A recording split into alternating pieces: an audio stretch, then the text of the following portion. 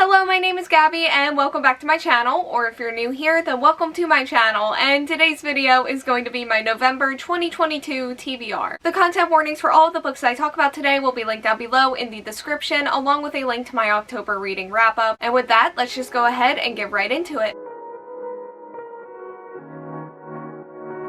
So we are going to start this TBR off with my current read, and that is Wicked Fox by Kat Cho. This follows our main character who is secretly a nine-tailed fox who has to devour the energy of men to survive. After feeding one night, she runs into a human boy who is being attacked by a goblin in the forest. In order to save him, she violates the rules of her survival and ends up losing her fox speed in the process. These two develop a complex relationship with one another. However, when a generations-long feud reignites, our main character must choose between his life and her immortal one. This book has frequented many of my TBRs at this point, but this is it. This is the one. It has the official label, and it is currently being read. I am currently on page 177, and my only complaint so far is that it does feel a little bit long. Like, I am still a little bit unsure about where the story is actually going, and I'm pretty far in at this point. But even though that is my biggest complaint, it's also something that I kind of like about this, because we are spending a lot of the time with the characters and developing relationships and dynamics, and I like spending that time with them. I feel like our main characters have a really fun dynamic with one another. I really like both of them. So even though it is kind of slow paced, I kind of like that for this book. But if it goes on for too much longer, I don't know how I'm going to feel about that. But for now, things are going very well, and hopefully that continues, because this will be on my TBR until it gets read. It has been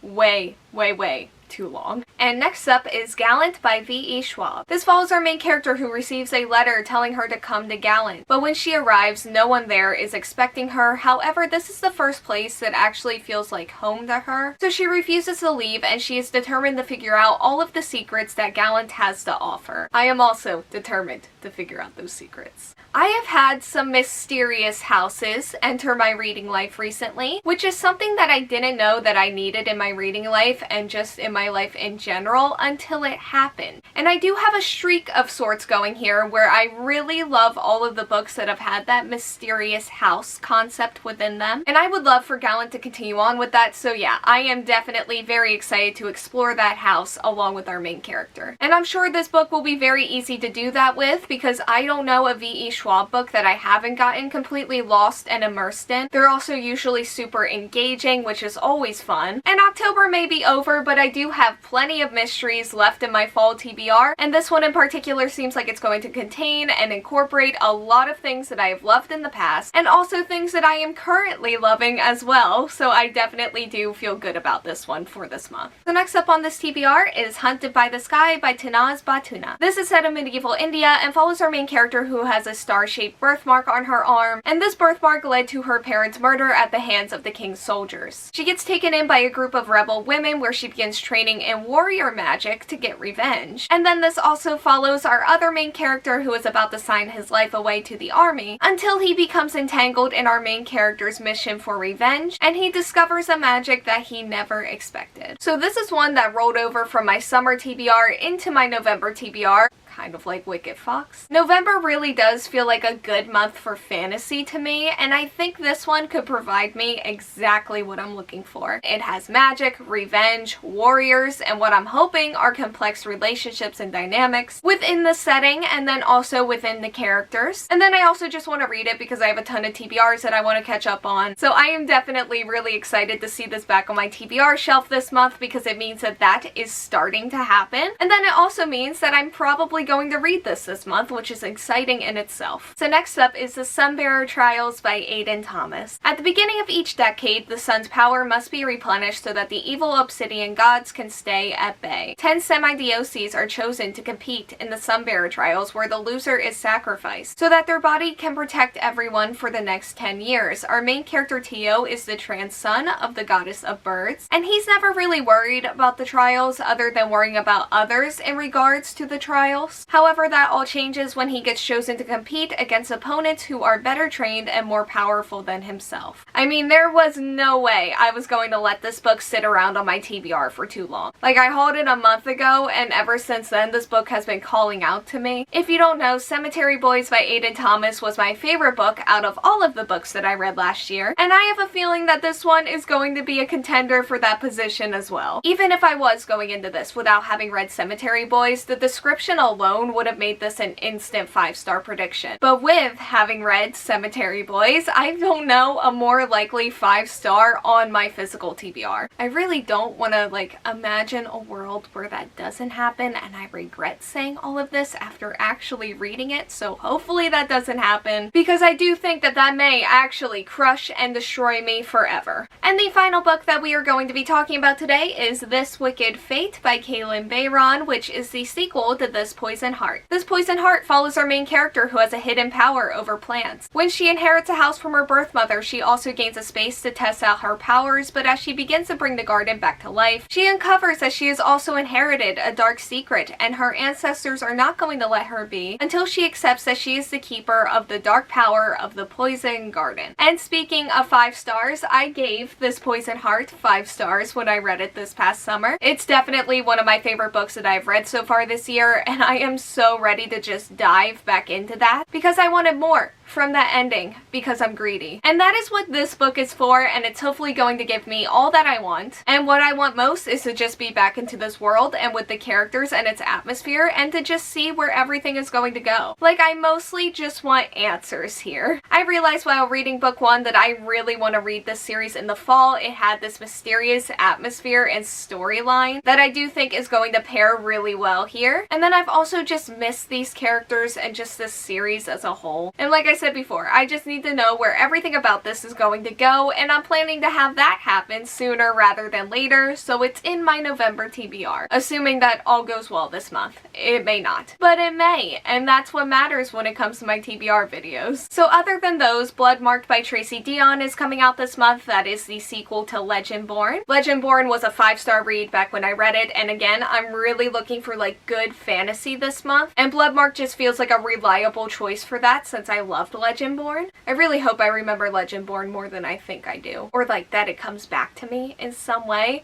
Either way, I'm sure there's a recap that exists somewhere. So I have that pre-ordered, and then I also did pre-order Rebecca Roanhorse's new, I believe it's a novella, and I've really enjoyed Rebecca Roanhorse's work in the past, so I definitely feel good about this group. Like, I think it's going to be a high quality reading month for me. I feel like I have some really good overall options to choose from, and I want what I just said to desperately be true. So with that, thank you all so much for watching. Like, comment, subscribe, hit the bell, and answer the question that'll be around here if you want to do that, and hopefully I will see you here next time. Bye!